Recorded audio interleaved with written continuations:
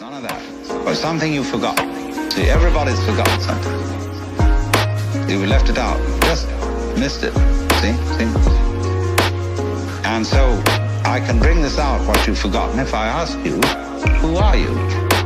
Well, you say, I'm Paul Jones, or whatever your name happens to be. I say, oh, no. Don't give me that stuff. Who are you, really? Who are you?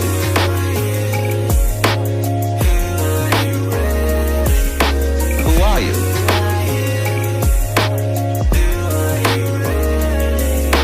Who are you? In 5. Who are you, really? 3, a 2, 1. He's back. I made it. Episode 1 has returned.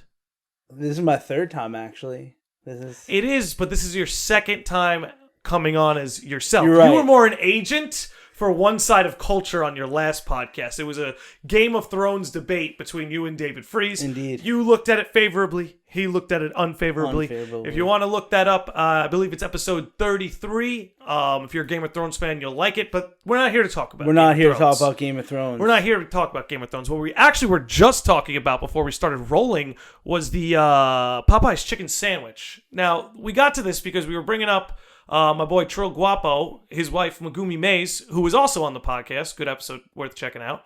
I was on my way with Charlotte to go hang out with them. Mm-hmm. And I was hangry. I had an empty stomach. And it put me in a bit of a grumpy mood. And I was pretty open about it. But then I pull up to this house. And I'm welcomed by Meg as she says, "Have you ever had the Popeyes chicken sandwich?" And I said, "No, I have no idea what it's about." And she's like, "Well, I made my own."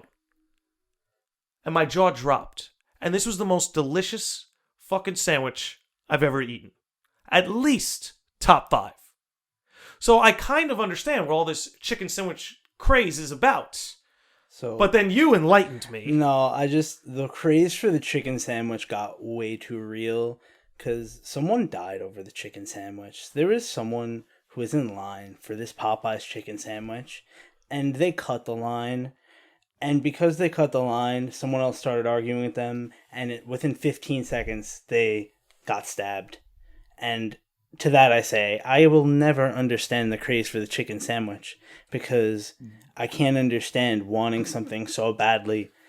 I guess I can't understand wanting something that seems so readily available so badly that you would harm another person for it. Like, fast food is made to be duplicated in mass, and I know that they sold out of it, but they will always come back. It's like the McRib, it always comes back. You see, Joe, here's a conversation that people are beginning to have. It's that the brain reacts to fast food the way a lot of people's brains react to drugs. So what's going on is this man is being afraid of being denied his supply. And when you cut him in the line, you're cutting him from his supply. This does not justify it in any way. I'm just saying this is what's going on in this psycho's brain. That chicken sandwich isn't just food to him. I wonder if in his brain it was just flashing back that this guy who cut him would get the last chicken sandwich of the day, and he would get right to the front of the line and be like, "Sir, you're sold out." No! And you know what? He would have gotten a few more points had he waited to hear they were sold out before he killed this guy. Yeah. But it was just the risk of being sold out that was enough to infuriate him. I think we need to investigate Popeyes. I don't know what they put in this sandwich. Yeah, how come no one's asking that question? How come no one's asking, what are they doing in this sandwich that's making people react this way? Because we've had, like you brought up the McRib, we've had plenty of novelty fast food items that are deliciously dangerous in their own way. And, I'm not trying to shit on the Popeyes chicken sandwich, but I'm sure there are other fast food items that are comparable in, customer perception. If you want to get into it, I think the fast food industry as a whole is curious at best. I think it's just that, it's quick, cheap food, but the quality of the food is never good. I wouldn't even say great. The quality of the meat, usually in fast food, is usually bad. So I just think... Well, you came on to something when you and I used to live together that I swear is fucking true. If you avoid fast food meat, you don't feel that awful after eating it. You don't feel great. You're not ready to go lift or run a marathon. But if you avoid the meat, you feel significantly less shitty. Nick Landy, you know me, and you know that back in our college days, I used to partake in a fair amount of Taco Bell. I mean, I feel like that's part of the college indoctrination. If you don't have Taco Bell in college, did you really go to college? Probably not. I digress. They even have vegan options, so like no one has an excuse anymore. Cheesy roll-ups at the tits. A lot of people like But that's not vegan. I'm an idiot. Go on. No, it's not. Anyway, moving on. So I used to have a lot of Taco Bell, and then we used to live near a Taco Bell. And I started just feeling bad because obviously I would eat Taco Bell. And then the second I just switched to only getting a spicy potato soft taco, I was fine. I never felt bad again because it's just potatoes, cheese, and that spicy lettuce. Chipotle, bro. And the spicy I Chipotle. have to say, I think it's my favorite item on the menu. Well, yeah, because it's so simple. And it's simple, cheap, it's small. and just feel, hey, I need quick calories. These are the calories. So yeah. Taco Bell meat and fast food meat is curious at best. And the fact that the chicken sandwich drove someone to madness to the point that they were willing to commit homicide. It's quite alarming. I've had good chicken. I've had great chicken. I've never wanted to kill someone for it. Not once. Oh, shit. All right, so let's get into the thick of it here. You have a whole new project from the last time you were on. Yeah, so the last time I was on... When did you start the podcast? I started the podcast in October of 2018. Wild. Okay, in October of 2018, I was at the tail end of my freelance videographer career, or my full-time freelance videographer career. I freelanced for about a year, and then living got expensive, so I didn't freelance full-time, and I got a job. But when I was on the podcast was the tail end of it. And I think it's funny because if I go back and listen to that episode, I feel like I knew it at the time. And I was kind of just reflecting back on the entire experience. But since then, I've been working. I work in post-production in the city. I started an Instagram about pro wrestling about a year ago. And now I'm looking to expand that project. It's called Wrestling Business Daily.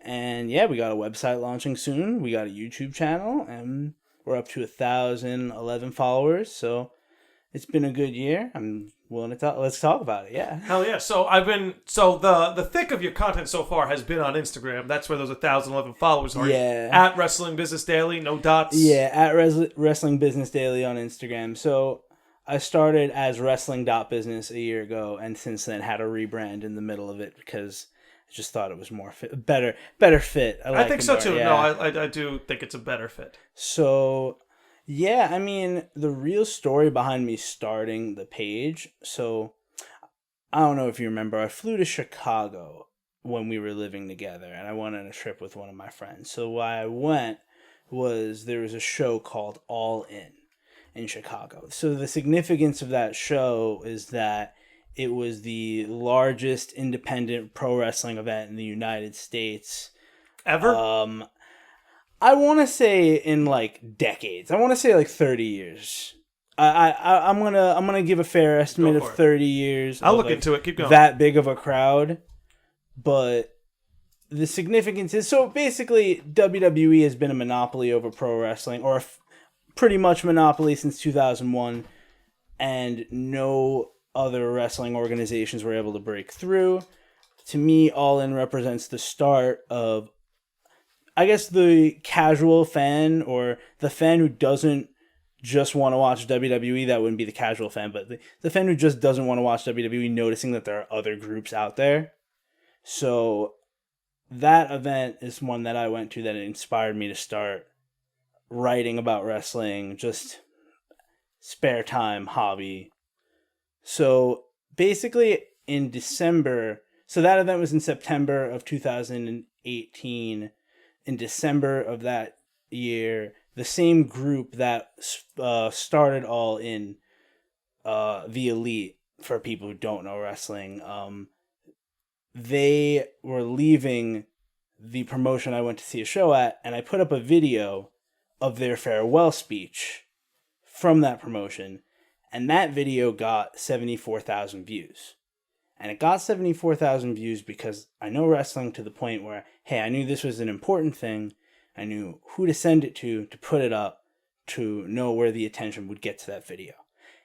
And I kind of kicked myself after that because I was like, well, this could have been a real preparation meets opportunity moment had I prepared for it. I really had nothing, no prior writing or production about that genre ever, and I've watched it for years. But well, just as a quick input, if your YouTube channel was available for monetization at that point, you could have easily made at least $50 on that video, if not more. Just on that video. Just on that video, yeah. And I just want to jump one more thing in, and I looked it up, and it was the largest indie wrestling show to sell since 1993. To sell more than 10,000 tickets. That's 25 years. Yeah, so the largest in 25 years. Yeah, exactly. So it was pretty significant for the wrestling industry. But anyway, so I put this video up with the same group that did All In, leaving their current independent promotion they were wrestling for and starting what is now All Elite Wrestling. But that was the significance of the video and why people watched it.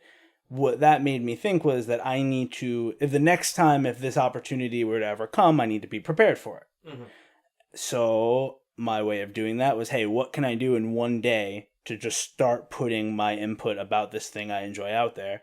And it was, hey, I'm a fan of Instagram infographics. Let me start making my own.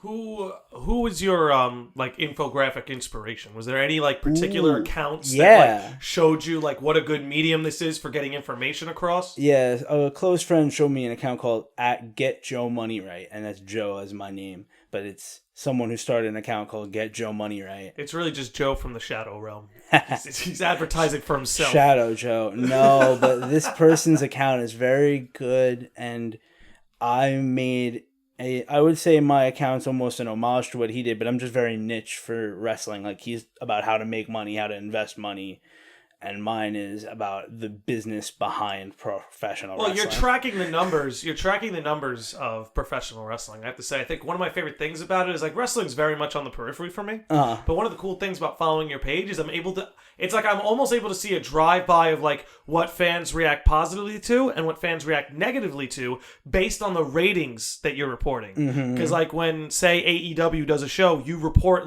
hey, this got better ratings than last month. And what's great is the comment section will almost try and decode that or reverse engineer that. Maybe it's because of this. Likewise, when a show does worse, people in the comments well, yeah, maybe if they didn't do this shit, it would have better. I think it's very cool how it opens a conversation. That, in a lot of ways, is my goal with the page, because I think at the heart of what wrestling is, it's everyone knows wrestling's fake, right? It's such a common thing to people who don't like wrestling. They're like, oh, it's fake, why do you watch it?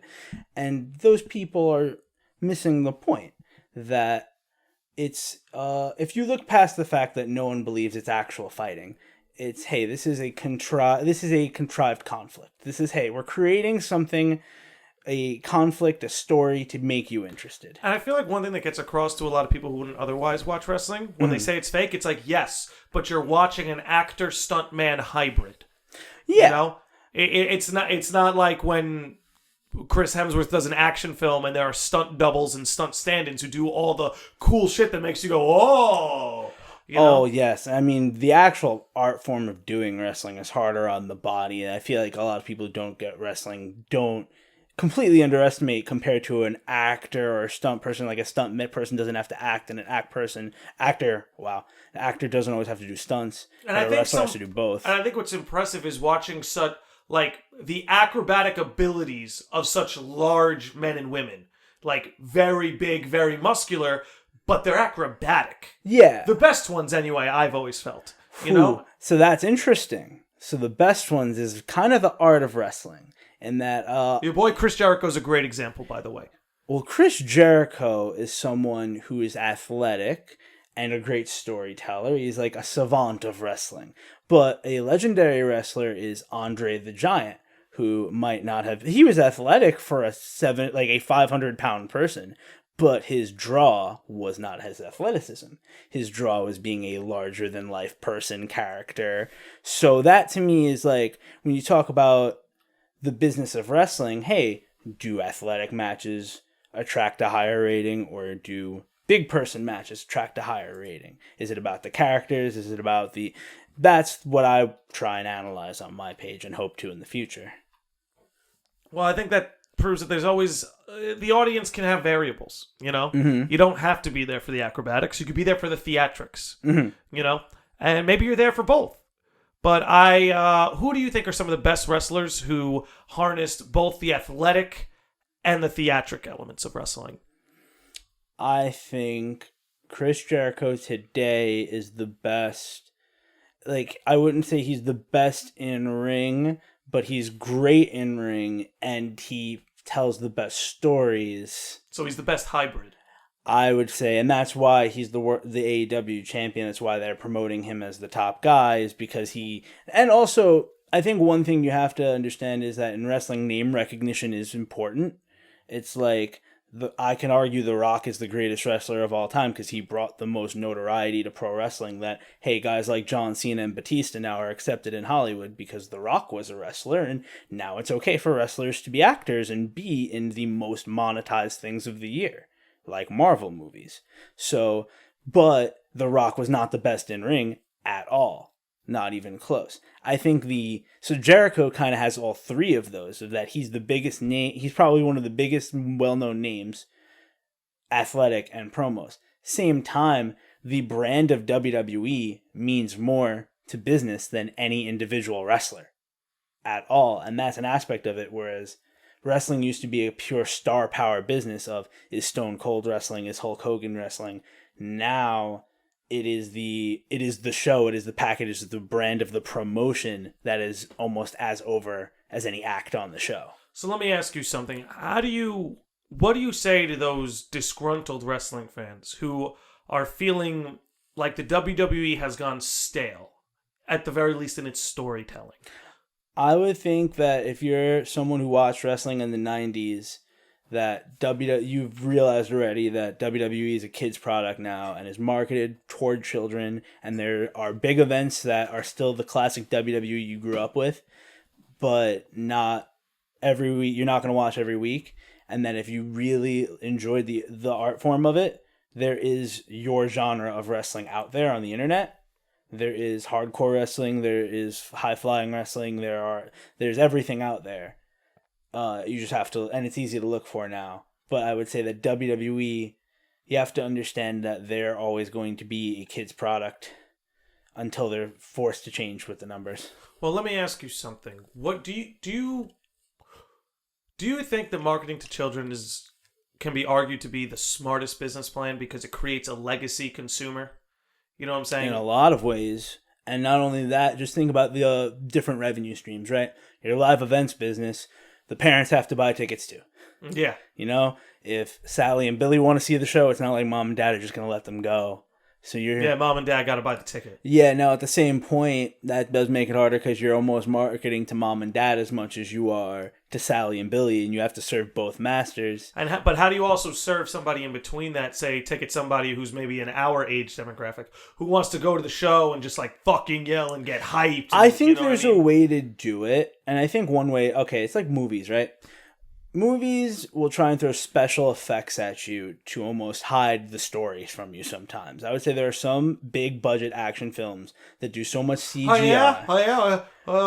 What comes to mind? Don't. There are. We don't have to do it. Keep there's going. a lot Keep of going, ones keep that going. come to mind. I think some people know what we're talking about, but keep going. Anyway, so there are some movies that will throw so many tricks and gimmicks at you that you don't pay attention to the story. I think WWE has pyro and a bigger set and more lights, and it's more of an experience, so that it's not just the storyline of, do you care if Roman Reigns and King Corbin are feuding on Friday? You're not going for this feud. You're kind of going, hey, I'm going to watch the matches, I'm going to see the things blow up, and if you don't care about wrestling. I think things like All Elite Wrestling, New Japan Wrestling, I think Ring of Honor, like, those are more fans that care about wrestling in itself, or they wouldn't have found those promotions. Whereas WWE has done a better job of being mainstream over the past 20 years. 40 years, really. Does going mainstream mean you have to sacrifice some sex of your audience? Like, is it inevitable?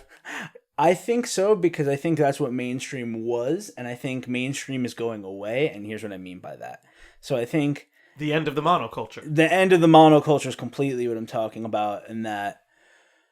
So, I mean, you look at advertising, it's all very vanilla. It's towards, hey, how can I make a car commercial that serves every demographic? How can I make a TV show that serves every demographic? Well, you can't, but you can make what's mainstream. And that's trying. WWE is trying to serve every demographic. They're trying to be as mainstream is. I think that less people are watching mainstream things because they're inauthentic to what they like. I think there are enough niches that are making things authentic to what they like. I think that's one part of it. I think that last part is going to go into what I'm talking about. I think a lot of it too is that we now, say with the internet and smartphones, we have these abilities to communicate with the things we love's subcultures so easily. You know?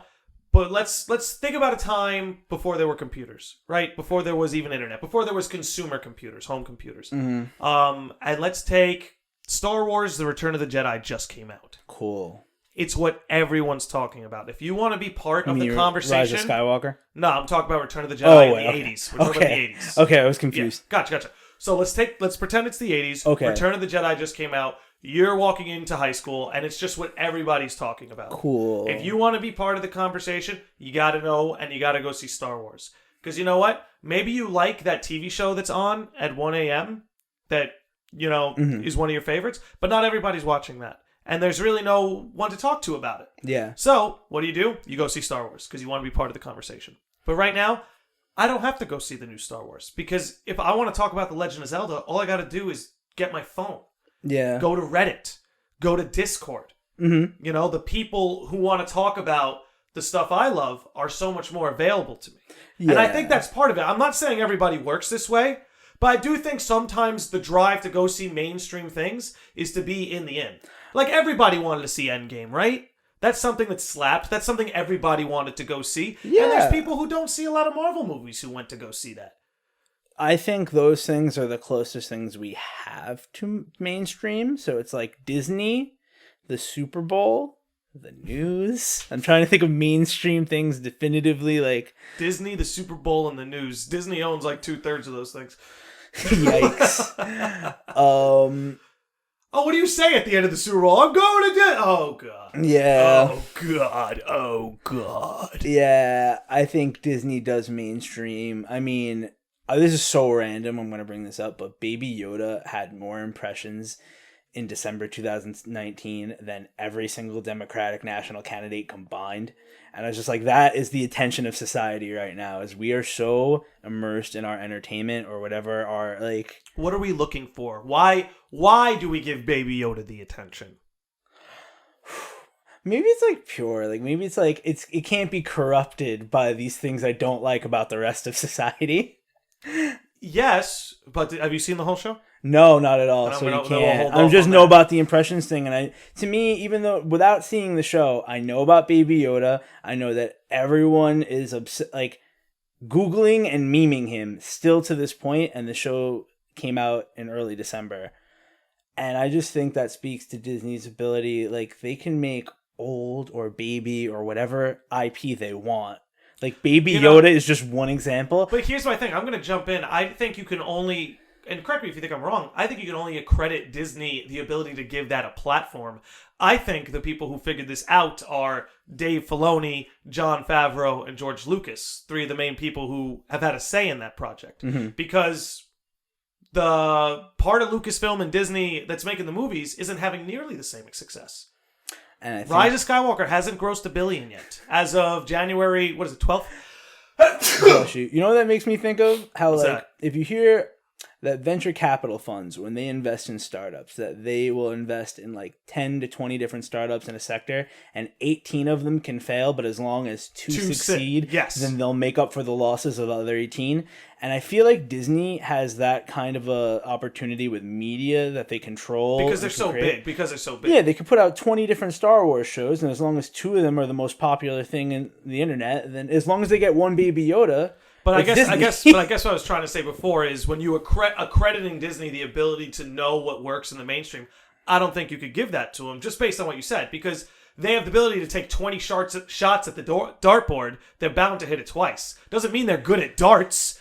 They're good at getting the value out of it. Exactly. They're good at monetizing it. You know who's good at darts? Jon Favreau, Dave Filoni, and George Lucas. They're good at darts. Disney's giving them the ability to play. So that's kind of Disney's function in all of this, is they enable the right people to provide content. That's the thing. Disney's not even giving them the ability to play. Disney's just giving them a bigger ramp. Disney's giving them the budget. These guys know how to make films. The budget and the distribution, because now Disney's their own distributor. You only get The Mandalorian on Disney Plus. That is the real key. Actually, is the distribution. The distribution has always been the key factor, because the point, the end consumer. How are you gonna buy this product? Who is the toll booth to that? So that is a lot of what you're getting when you partner with Disney. Is you're getting a toll booth that's already built into everyone. It's like you already are gonna buy for Cinderella or whatever you buy Disney Plus for, the IP that already resonates with you. So, fuck. Disney ruins everything. It's true. Do you think they eventually get broken up? No. No? Do you think they'll always have a competitor? Or do you think they're an inevitable monopoly? Yeah, no, they'll always be a competitor. Because I don't think they would ever buy any... Oh, this is what I'd really need to look into, because they own so many things that I could not know what I'm talking about here. I need to see how much adult content they have. And by that, I don't mean like porn. I mean like vulgar. Like how much... They own Die Hard. Well, they own Fox now. Fox Studios. 21st Century Fox, to be more specific. Yeah, you're right. You know what I mean? No, Disney owns a lot, dude. They own ABC. They own ESPN. Well, you know what I'm saying? Then it really depends on how much constraints they put on you, the creator, because it really goes back to you, right? If you were the creator and the Landy Lodge got over enough that a Disney property wanted to pay you to buy the rights to the Landy Lodge and put it under their banner, it really depends on, well, hey, if they put constraints on you, you might not take the money no matter how much it is. Or maybe you'll take their money and I don't care. They'll give me such a big bag. You can put whatever constraints you want on it. I think it's really dependent on the creators and what drives them about will there ever be. And I think there'll always be creators that want to stay more independent or maybe work with less restrictions or may not even want the kind of attention Disney might bring. Yeah, unless, I don't know. There's that's one side of thinking, and then the other side of me is hey, Amazon is going to completely take over every capitalism, and Disney's going to be the same thing with media, that they're just so successful that nothing can stop them. I don't think it's going to happen, and I lean towards telling you that I think that there'll always be competition for everyone. I think so too. Because we know when everyone thought Walmart was going to be a monopoly in the 90s eventually, nobody saw Amazon coming in and becoming their number one competitor, you know? Could Walmart have jumped on the internet and beaten Amazon? That's the thing. Blockbuster could have done Netflix. Maybe not, because Walmart's so busy running Walmart, they didn't have necessarily the resources or time to innovate like Jeff Bezos did when he was just sitting in his little corner office. You know are what I'm saying? right. That especially when you go public, that hurts innovation. Yes. You're really subservient to quarterly metrics and stock prices and things like that. And that's why they don't. That's why Blockbuster... Well, think about it. Disney spent so much money buying cable, they didn't realize they would eventually could just become cable. Like Disney Plus is their own cable network. But that's the thing. You know what I'm saying? They spent all that money trying to work around and buy cable. Yeah. When eventually they could have, this whole time, they could have just focused on that. I mean... But their strategy is to have it all. That's the thing, is they did buy all these cable networks. Does that make Disney evil? I mean, I want to have that complicated conversation. It's not evil. How is that evil? Well... Oh, are we going to sit here and act like Disney hasn't done some questionable things? Oh, the company through its history, like most corporations do, right? I'm not trying to hold them accountable. Disney might be evil for other things, but Disney's not evil for that. Disney's not evil for diversifying the media streams that they distribute by. That's just good business. It's smart business. If you are trying to be a media company, a production company, then yes, you want to have outlets that distribute on every way people can receive that. Because that's the way for optimal transactions. And that doesn't make you evil. They've done other things that are very questionable. Curious, as I call it. Questionable and curious. Curious, yes. as I call it, fast food. Questionable and curious is a good way to put it. I don't I wouldn't call them evil for being diverse. Here's my thing. I think they're a very complicated case. Because I do think that company does a lot of good for the world. Are we going to sit here and act like the Make-A-Wish Foundation isn't a good thing? Okay, my older brother went through the Make-A-Wish Foundation when he was sick. And it was it was generosity like you couldn't imagine. Mm-hmm. You know, going on that cruise, going to the Bahamas, you know, wonderful. And then there's some of the more questionable, curious things. It's like that company is so big, there are really good, genuine people working for it, and there are really bad, selfish people working for it, and they each have their own pockets of influence. Mm-hmm. You know what I'm trying to say? Because I feel like a lot of the conversation around Disney lately is people think of it as like some evil corporation. And maybe that's my own inner circle, and that's not a thesis I agree with. I'm saying it's much more complicated than that. There's plenty of good that they do. Because it's like, first of all, any big corporation, it's easy to throw stones at because they're big. 100%. They're big. It's easy. It's Goliath. We like throwing stones. Well, here, let me throw one stone because we're being vague about the curious things. Let me throw one stone. Throw a stone. Mickey Mouse was supposed to be in the public domain. Okay. There was a law in this country, and I'm going to paraphrase it. You're going to have to look into it yourself. But it was after the creator of an IP is dead, there was a certain amount of time before that IP became public domain. And what that means is there was supposed to be a time where Mickey Mouse became available to you and I. Meaning you and I could create original content with that IP and profit off of it. And no government or corporation could tell us otherwise. Disney lobbied to change that law so that they could keep Mickey Mouse forever. Questionable. Curious. And ethically, very gray. Because you know what? Does Disney have a right to Mickey Mouse?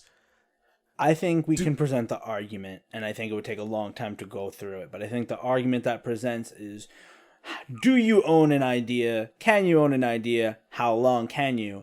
And in Disney's case, those are the lawyers they bought to fix it in their favor. Yes.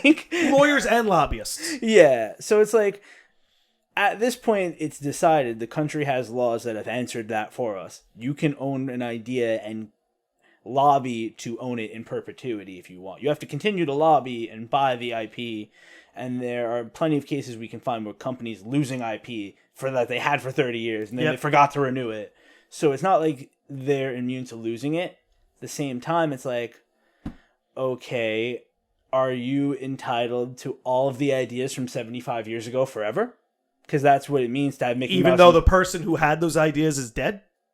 Yeah, but does them being alive or dead or not, like, does that matter onto whether you should be able to use them or not? And here's what makes it questionable, right? Here's what makes it questionable. It's like, when my dad dies, does his house belong to public domain? Well, definitely not. You know, so it's like, can you own an idea like you can own a house? Well, yes, and you can, but the answer is, can you into perpetuity? And the answer is, with a house, you're right, you do.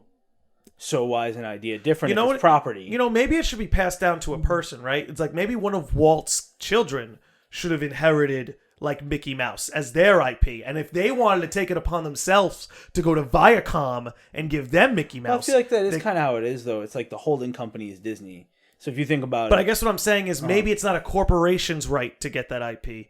Maybe, like, you know how Walt created the character? Yeah. Maybe one of his children should have, like, the ultimate say on that IP. But here's the thing. While you're alive, you want your holding company to own the IP. Probably for tax purposes. Yeah, you you're don't 100% want to personally right. own, like... Now, is that a trap?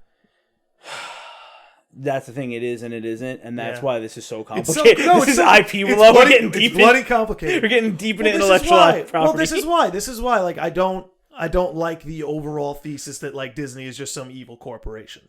No, they're just big. Questionable and curious things for sure. Yeah. Good things for sure. I'm sure but a lot of it's gray. Every branch of Disney has done things that the normal person might consider good and bad. Yes. So I think Disney is just like, here's the thing. It's like, the people who started the company aren't the people running the company, obviously. It's such an old company. So now it's just like, can corporations play the game well enough and long enough to block out the rest of the competition? I think is the larger question. And I think the same applies for an Amazon of like, hey, like eventually we're going to play the game of business so long that we're going to buy the way you buy groceries, or we're going to buy the way you do X service. And I think it's never played out long enough to see if anyone can get all of the industries. Facts. Like, I think that there will always be competition. I think so too. I think there will always be competition, and I think that's a good thing. I think that monopolies, in a sense, like the idea that America would break up in monopolies, kind of inadvertently saying like we need competition. Without competition, things can get very complicated and sticky. Yeah. You know, here's a conundrum for you. We're talking about evil corporations, like. So one example, God knows they exist. So I'm still talking about the wrestling business here, and one example that came to my mind when you were talking about Disney was that so WWE has a deal with the government of Saudi Arabia to produce shows every year, and these shows they're paid very highly, like very highly to produce these shows. So it's like WWE gets a bunch of money from a government that we might find questionable for a bunch of different reasons, and they pay Kane, who is the mayor of Knox County, or they don't pay him, they donate $100K to Knox County because Kane main evented a Saudi show. But Knox County really gets this $100K. This is the thing. Is this a terrible thing overall as a corporation? Do we disavow them overall for doing the show, for having an elected body? It's really sticky for all of this. Dude, it's all, that's the thing. I feel like the more you zoom in on anything, the more complicated and sticky things get. Oh, yeah. You know? Oh, the devil's always in the details, and that's the thing, is most of the way we receive the information is through the media. The media is not directly incentivized to give you those details that mostly make up most stories. I think that's a big problem with communication in general, is the way that most people receive their information is through media outlets who are not incentivized to give you the nitty-gritty facts of a story. How do we incentivize them? Yikes.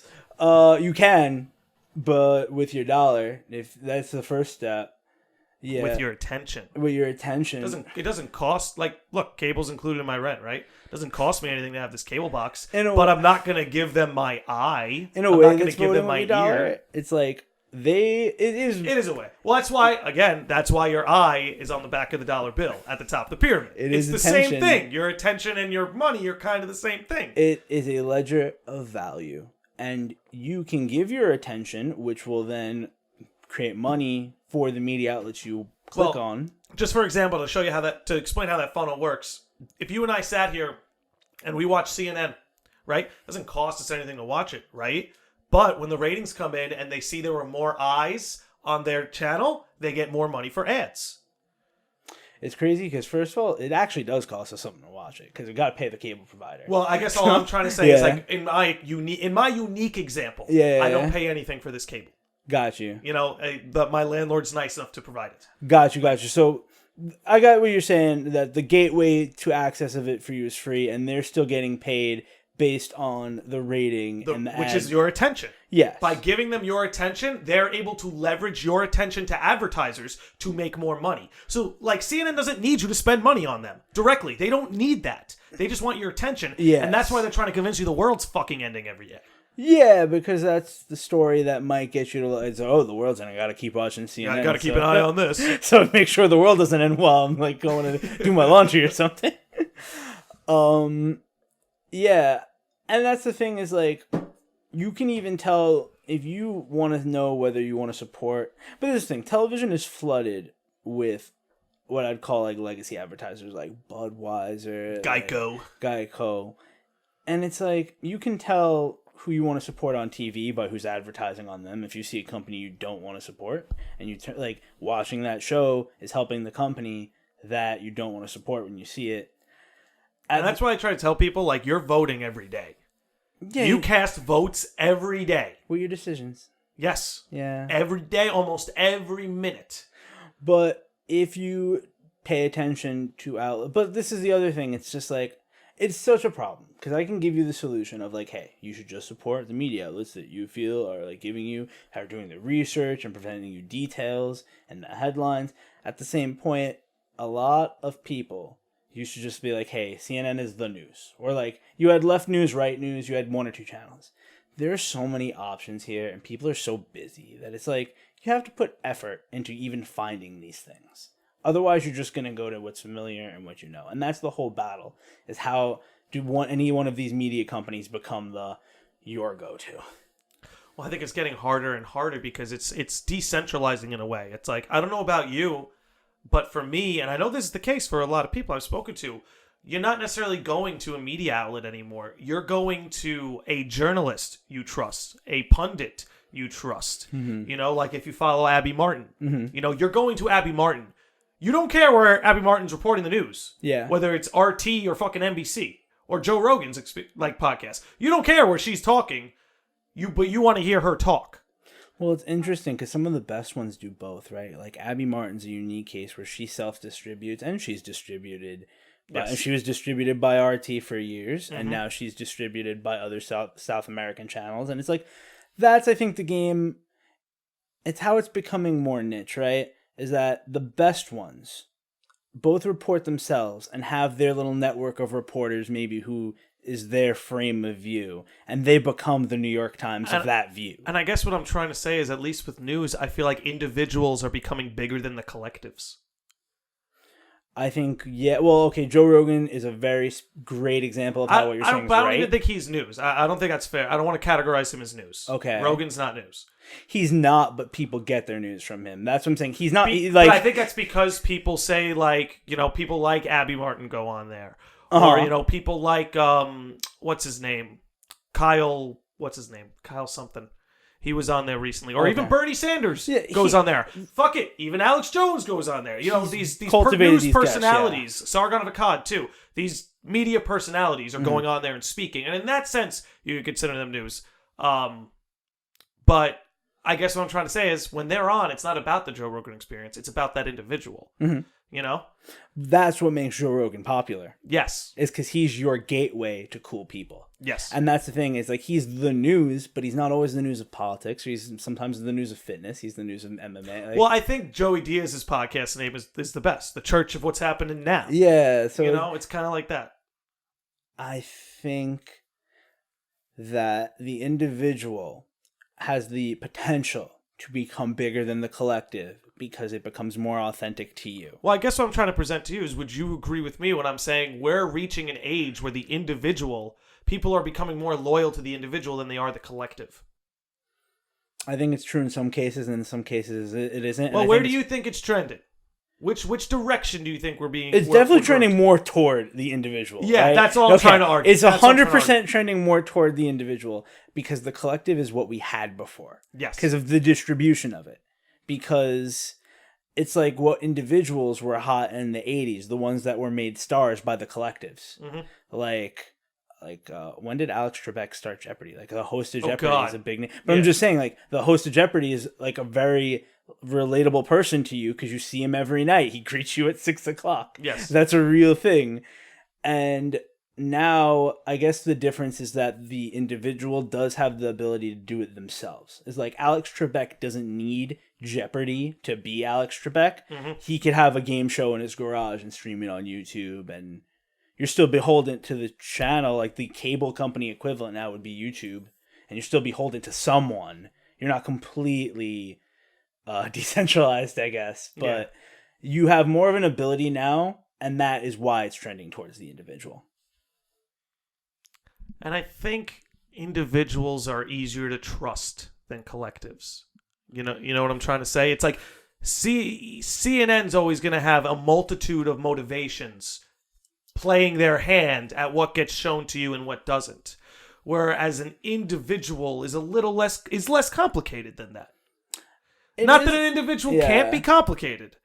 Individuals are certainly complicated. But when you have a collective, like, what's less complicated? One individual or 6 individuals? So I think it's really, like, for opinions, I completely agree with you, because if you've listened to a human being for enough time, there becomes a consistency in their cadence, the way they talk, their opinions. So in that way, completely more relatable than any kind of a collective. Whereas if you're listening to, like, a sports show and they have 4 different hosts, then there's the dichotomy between the hosts. There's chaos. Mm-hmm. I do think when it comes to like your purchasing decisions, though, the game is building the best collective, and that's what Amazon is. Is they're a machine of humans that operate in a way that you trust it to get you your package in an hour in some places. Yeah, no, there are there are things like, wholesale products where you trust a collective more than an individual. Mm-hmm. But I guess what I'm saying is more for news. And that's the case. From on a media level, I completely agree with you because there's more of a consistency that you develop in your own understanding of it. So, yeah. But as far as getting something done, like any kind of a task that a business is supposed to accomplish, then you want a better collective. Definitely. Yeah. Depending on the task. Put it this way, depending on the price, right? I'd almost rather, like, there are cases I'd want a production team as opposed to one person because I think there are cases where it's different, but generally I'd want more eyeballs on what they're making. I believe if they've worked together before, there's more of an efficiency to it, and that's where I would prefer a collective. Whereas where a podcast is like, hey, I know what I'm getting from you. There's a little bit of consistency to that. Yeah, I know exactly what you're saying. Yeah. I agree 100%. Cool. That's cool shit, dude. So what's in the future for Wrestling Business Daily? What's in the future? Launch. The website launch. What's in the future is me continuing to build a collective of people who care about the wrestling business and want to talk about the business behind the business of it. And at the same point, just posting my own content every day of, hey, the general goal is, hey, these are the top 3 news stories of the day. Here's what it means to the industry as a whole. And having different mediums where you can digest those in a quick way, whether it be pictures on Instagram, audio on podcasts, or a short visual. I want you to be able to have your what's important today in wrestling in the most frictionless way possible, and that will continue to be the goal of the website. So that's what we're going for, man. And hey, I'm talking about wrestling every day, so it makes me happy. Yeah, I mean, it goes into what I was saying before. It's like you don't need wrestling to be mainstream anymore. In a way, like as a consumer, you don't need that anymore. If anything, people are now more gravitating to things like AEW or what's the league in Japan? New Japan Pro Wrestling. New Japan, yeah. So that's, to me, the best part is that's the story I'm telling is, all right, WWE got paid $1 billion by Fox for SmackDown because Fox needs programming that has legacy viewers, that has a consistent 2 million people every week to watch their Budweiser ads or whatever they're trying to sell. At the same point, WWE is more profitable than ever because of things like this, but the other smaller wrestling leagues are really, I feel like, cutting into their bottom line. All of their core metrics are down. Live event attendance, ratings from like merchandise, and since they're public, this is all public information. So you're really telling that story of the decline of the monoculture because you have a legacy company in WWE that's getting paid more money than they've ever made before, while all of their key interest metrics are in decline because of the rise of alternatives. And I think a lot of that has to do, obviously, with the explosion and the accessibility of the internet, not just to the everyday person in the U.S., but across the globe. It's completely what happened. And I think some of my favorite things is the way more independent projects are able to rise to the occasion. Like, there's a video game I loved called Stardew Valley. It was a farm and village simulator game that I bought for the Nintendo Switch. It was like $15. Whole thing was made by one guy. Mm-hmm. Every character, every pixel, all the code, all the music, have all of it that made by like one. A lot of work. Lot of work. It's his life's work. Yeah. It's his life's work. He put a lot of work into it. And because of the accessibility of distribution, that guy made so much money. Because, say when Nintendo makes a game, that money's got to get spread out to all the designers, all the developers, all the directors, all the producers, all the people in the boardroom at the top of the thing. It's got to go everywhere. This motherfucker just said, nah, I know what I'm doing. He did the whole thing. All went to him. I think that's awesome. It is. I think it's a beautiful fucking thing. I think the simplest way to put it is that the internet connects everyone to everyone else. And as a result of that, anything that you can create that provides value, it's possible to receive value for.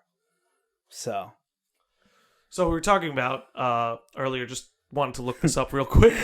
So Disney bought 21st Century Fox, which owns Fox News. So you're telling me Disney's in charge of the WWE now? Not in charge, but they're the distributor for the WWE now. they own Fox, so they own Fox 5 or whatever the main Fox channel is.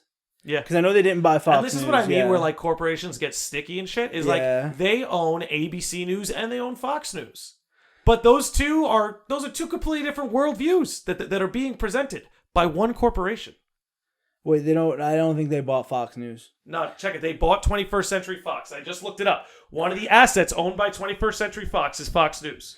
Yeah, but I do think if you look it up, I do believe when this Disney purchase Fox thing went down, I think they bought everything besides Fox News. Really? Yeah, I think if you Googled that, Let's peep it. I'm just going to go to their page. Because I don't think Disney wanted any part of that. And Yeah. since 2019. So, I don't know, man. It's 2020. So who owns the Fox Corporation? Looks that because it's 21st Century Fox, different right than Fox here? Corporation. Yeah, Let's peep this. exactly. Oh, Maybe you're right then. Yeah, All Disney right. owns it, bro. All right, so until there's other research, I'm gonna go with you get the W. The Fox News is owned by Disney, And so is ABC. Yeah, well, ABC, yeah, 100%. But It's so crazy, dude. It's so weird. It doesn't yeah. matter. It doesn't matter what you think. Like, corporations are apolitical, no matter what way you bend it. you're just trying to. I mean, they're all publicly traded. Not all of them, but like a lot of them. Well, These the big, big fucks, ones. the big ones, yeah. Yeah, I think that's everyone on television, I feel like, is publicly traded. Like CNN's owned by Time Warner. I mean, now Fox News and ABC. Like, who else matters? Like NBC is publicly traded. Yeah, and that's the thing. You can see their earnings. You can see most things about them. I'm sure there's some behind the scenes things that are not public information, but you can see who pays for their ads, how much money they're making, what the streams are, and it's decent. Like, you can figure out incentives that way, I think. Yeah, and I think what's awesome about that is if you see something you don't like, you don't got to spend money on what they produce. Yeah. You know? It's I think it's tough in one way because, like, think about this. What's more convenient than Amazon? If you want the most convenient thing, you're going to go to Amazon. So you can inconvenience yourself and buy something you believe in more. And I believe you should in a lot of examples. But if you were going for what's the quickest and cheapest thing possible, and that's why the companies get as big as they do. It's because a lot of times that's what people gravitate towards. That's what you care about. How can I get my thing in an hour? Like, You know, speaking of Amazon, I have a small Long Island conspiracy. you have a Long Island conspiracy. So, you remember when we moved in together? Remember there was this whole big deal about cardboard? And then we Yeah. had to do certain things with our cardboard because they were building a new cardboard plant to take care of the cardboard. We couldn't do cardboard and recycling the way we had traditionally done it. Yeah, we gotta separate them. Yeah, it was... I think that has everything to do with Amazon. How so? I'm not saying this is good or bad. Well, think about it. The things you buy on Amazon, you used to buy from Walmart, right? Like like when I bought this mic stand, I might have gone to Radio Shack to buy that mic stand. I guess my overall point here is there was less cardboard when you bought it from the store. Now with Amazon, everything you buy is being shipped to you in cardboard. You know, sometimes you could just take things off a shelf, but it's like double cardboard because you're still getting it in the box you would have gotten it in the store, but then you're also that's getting it in the box. cardboard. You're getting it in an Amazon That's box. what I'm saying. We've doubled the cardboard We outputs. have doubled the cardboard. And I'm like, I think that has everything to do with Long Island being like, all right, we got to build a whole fucking building for this shit. This is my problem, Nick, because who has the time to think about the cardboard ramifications of Amazon? Nobody. Like, nobody's thinking about the cardboard ramifications of Amazon. And Well, you know what? There's someone who works for your county whose job it is right now. And that's the guy who was like, hey, we need a cardboard plant. I guess that's the best thing about, again, it's the internet is so important. Like, I don't know where humanity would be without an internet. I can't even imagine. We're going it. through the weeds, man. You know, it's like the saying goes, the first guy through the wall is always bloody.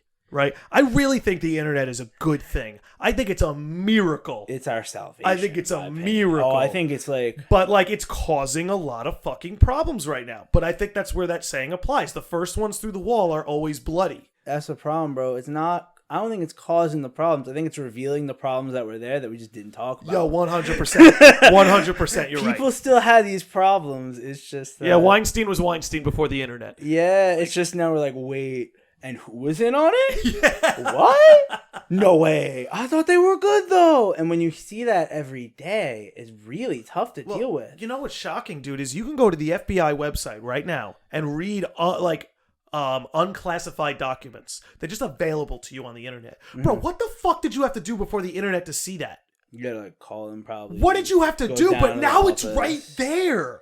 Yeah, that's what I'm saying. It's like anyone who thinks the internet is not the best thing humanity has going for it. I just don't understand you. I think it's really hard to talk beyond that level because I think the internet, communication and attention are what make people efficient. We communicate with each other. We can give each other attention for prolonged periods of time. That's how we've constructed everything we have. The internet has just given that the ability to scale. That's it. We do it. I think the tough part is when people manipulate it. But because there are people who are cheating. Because it's like that's what we need to teach in school, that cheating is real. And there are motherfuckers out there that will cheat and change the rules so that it's not cheating anymore. Well, that's the thing, is that the best cheaters are the ones who change the rules to make it, well, I didn't cheat anymore. Exactly. It was cheating yesterday, but I've changed the rules so that today it's actually not cheating, bro. And that's what the OG players do. That is what the craziest motherfuckers are doing. And it's like, I mean, other countries don't have those type of values, for better or for worse. There are a lot of other countries that I feel like just like the game is not what existing is about. The game, I think, is like almost Americans. It's indoctrinated. Like, this is what our society is. I agree. Yeah. I agree.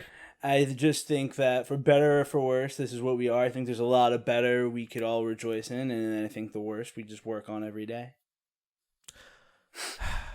And you know what? The worst is getting less worse in many ways. There are some ways where things are getting worse. But a lot of the shit that's been wrong and a lot of the shit that's been bad, whether it be about our behavior or our society, it is correcting itself. I really do believe it is. I think because you can't ignore it, it is. I think because it's so out there and the internet is so in your face, I think that's better because awareness will lead to the change in behavior. And if that's a novel perspective to anyone who's listening, the idea that things are getting better, I could recommend Steven Pinker's work. Just wanted to throw that in there. He does a great job. He actually does a TED Talk, but he's done a bunch of books on this too. But if you wanted the drive-by version, he has a TED Talk where he just runs the numbers down. He's like, crime on a grand scale is going down like crazy over the last 20, 30 years. It might be getting worse in certain pockets, but if we look at like the world or even our country overall, crime is plummeting. It's going down. It's trending downward, you know? And he brings up a bunch of statistics and numbers like that. And I don't know. It's tough, man. It's tough because there's always going to be shit that's wrong. There's always going to be shit that needs to get better. There's always going to be shit that, you know, you and I are before our time on. Yeah. There's shit that we're doing wrong right now that we just can't see because we're a product of our time. Yep. Maybe as we get older and get wiser, we can grow out of it. That'd be fucking great, right? Happened to our parents, bro. A lot of shit that was just normal. Them sitting back and forth, hanging out, talking about stuff everyone talked about. It's like, oh, that's really offensive now. Yeah. Who knew? Yeah. Who knew? But to be fair, it's just like your awareness of everything grows over time. I feel like society's awareness of everything has grown over time, and I think that the awareness of it is why it's getting better. And I think the internet's a big part of that. I think the internet is at the core of that. Yeah, so the internet's good, communication's good, and most importantly, I feel like people just gotta curate what they watch and not just watch things because don't ask questions, just consume product. Yeah, to be fair, I think most people are doing that, whether they know it or not. Is that hey, there's this little podcast about this thing I care about. Like, just finding your own niche is the start of not being hooked on the mainstream. Yeah, dude, gravitate to what you love. Gravitate to what gets you hard. Gravitate to what inspires you. Gravitate to those things. And you'll find people just like you. Pretty much. So anyway, dude, we got to wrap it up. We're approaching on an hour, but I wanted to give you the last, obviously last couple minutes. Plug yourself. Let people know what's going on. You got a final message you have for the people. Right. It's whatever you want to say, man. All right, whatever I want to say, people. All right, I'll get my plugs out of the way. You can follow me. You can follow my little wrestling page at Wrestling Business Daily on Instagram. You can go on WrestlingBusinessDaily.com in a week or two when the website is launched. You can follow me at Joe Ask Questions on Instagram. YouTube. Oh shit, Wrestling Business Daily on YouTube as well. Please give me that follow. Subscribe. All of it. Pay attention, y'all. What I have to say, just make something you care about today. Just put something out there. Put your voice out there. Don't care if no one sees it. Maybe a couple people will see it. Maybe we'll make one person's day better today because they learned that you like something that they like. And that's all I have to say. Just do you. Make something you love. Make something you love. All right, we got to wrap this up. You lucked out because we didn't talk any Giants-Eagles. We'll save that for the next one. All right, bitches. Thank you for listening. It's been another great episode. Shout out to the Sages of the Lodge. We'll see you next time. With all its galaxies, and forever and ever and ever, whatever it is beyond that. What you might call God in the Western tradition, or Brahman in Hindu philosophy, or Tao in Chinese. Every one of us is really that, but we are pretending we aren't. And we are pretending with tremendous skill and deception. Who are you?